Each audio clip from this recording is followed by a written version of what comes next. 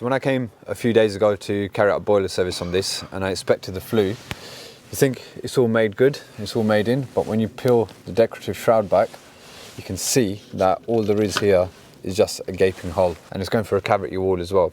So this needs to be sealed inside and outside. And where we've already got 127mm hole cord already, rather than having to use sand and cement, I'm going to use the new and improved FlueSnug by Talon and just slide it straight on, and I'm going to show you guys how quick and easy it is, and it can be literally done in a matter of seconds.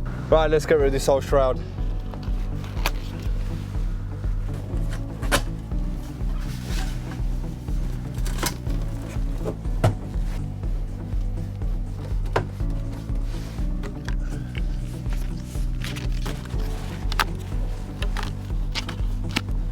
So there you go, it's as easy as that.